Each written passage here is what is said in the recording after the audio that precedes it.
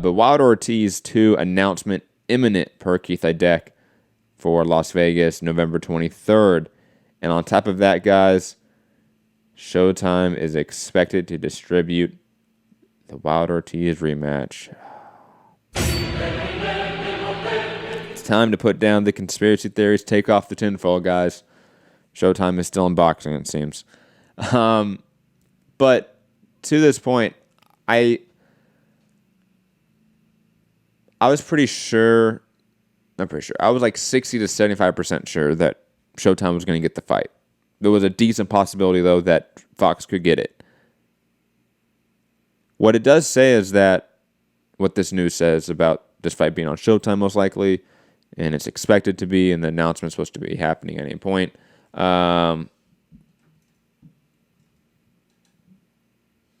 Leonard, I agree with you in the chat, by the way. Completely.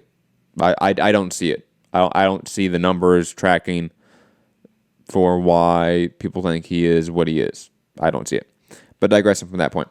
Because that was for a different topic. Back to Wilder Ortiz 2 on Showtime. I think this news states that Showtime is obviously highly invested into Deontay Wilder, into boxing, and they're willing to pay big money. And this was the same story for the Brazil fight in a way, right? That they're willing to pay big money to try to contain what they had in 2018, 2017, 2016, 2015, etc. So I don't know what this means other than they just get the Wilder Ortiz fight. Because there still is not a long-term strategy, long-term schedule for Showtime. It seems like they are struggling tooth and nail to get these big fights. And we talked about the Erickson Lubin card coming up on what is that? October, right? It's coming up in October 26th, I think, right? Which I think is going to be a blockbuster day for boxing. But the Lubin card, which is a fine triple header, doesn't really scream World Championship boxing. It screams Showbox on Friday. And if the schedule is a Showbox card in a sense, even though it's a fun Showbox card, that is what it is. There's no World Championship on the card from what I remember. And you have the Wilder Ortiz pay-per-view, not on regular Showtime, pay-per-view, so it's another $75. And then a potential December card featuring maybe one of the Charlo brothers, I'm expecting. So is that enough to write off the year as a success for Showtime? Probably not. And maybe it's dependent on the pay-per-view buy rate for a Wilder Ortiz 2 fight. Because if the fight bombs, then it's far easier to say it's not a successful year for them. If the fight's a massive success and Wilder is now this huge star from the Fury pay-per-view, from the Brazil knockout going viral, whatever it may be, right?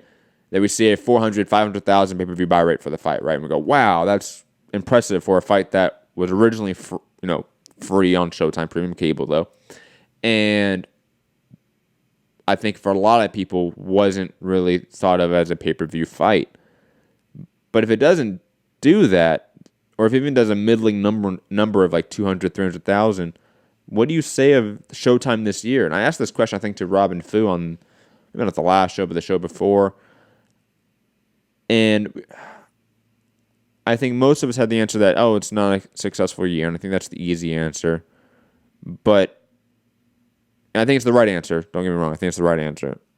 But then the next question is, then what does Showtime do?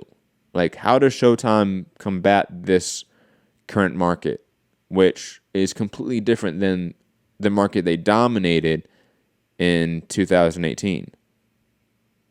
Right? Like, what?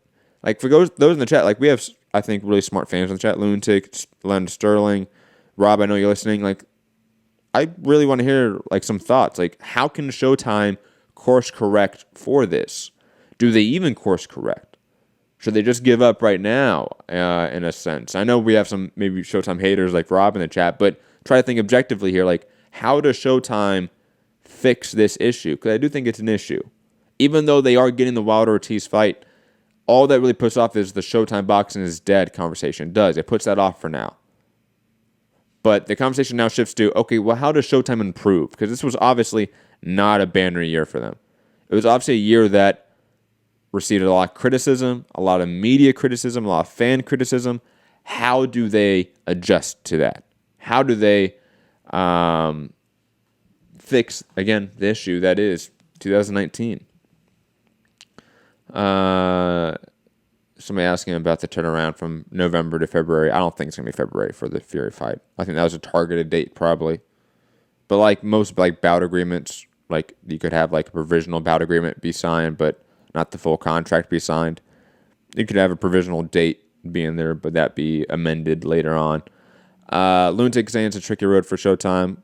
I agree. Definitely would like to hear some ideas though, because I do think it's a road that, like, there are answers. I just maybe not.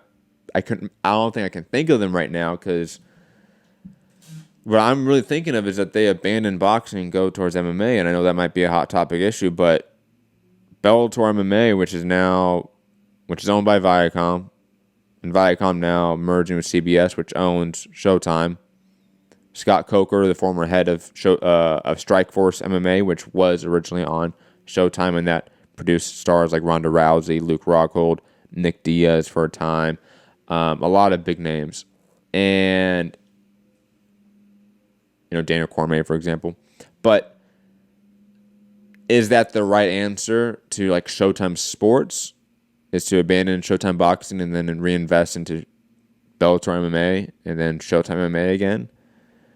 Or is it they have to restructure what they value in terms of cards on their network, and then maybe we as fans have to readjust what we think as a Showtime-worthy card?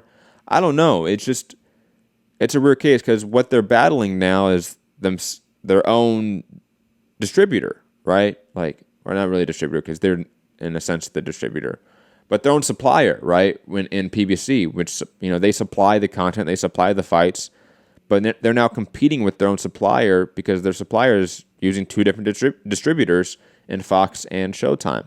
How do you adjust to that? How do you battle Fox, which is a larger network than you in an astronomical way? You're talking about a network like Showtime having 24 million subscribers in the U.S. to Fox, which is on 120 million homes, give or take. You're talking about 100 million more people that have access to that channel. Again, how do you battle that? I don't know if you can. Now, the lucky thing is that Fox is such a big network. Maybe boxing isn't the focus for them long term, and then maybe Showtime can get back into the game after a couple of years of a rocky road, where then Fox loses interest at some point, because they probably will lose interest at some point. I don't know. It's just a weird case of network battles, network long-term sort of viability in terms of what they provide in terms of content. Lunatic is saying they will have to play a side piece. Rob saying sad times, poor Steven. Keith Ideck said Charlotte Hogan would be on Showtime, so they're fine, says Rob. So, like I said, they're going to get a Charlotte fight. Leonard Sterling saying Espinosa needs to get verbal or written agreement with Heyman that these PBC fighters is on Showtime. Have a Showtime list separate to a Fox list.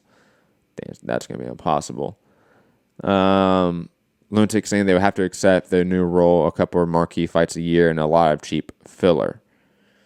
I feel like that's going to be the next year or so for Showtime, and then maybe something changes. Maybe the market changes drastically again, because a year ago, this wasn't an issue. A year ago, Showtime was on top, and they were battling ESPN. And that was a big battle for them, but they were providing probably the better fights and the better production. Rob, I'm not even going to read that comment out in the chat. That's just fucking laughable. Stop.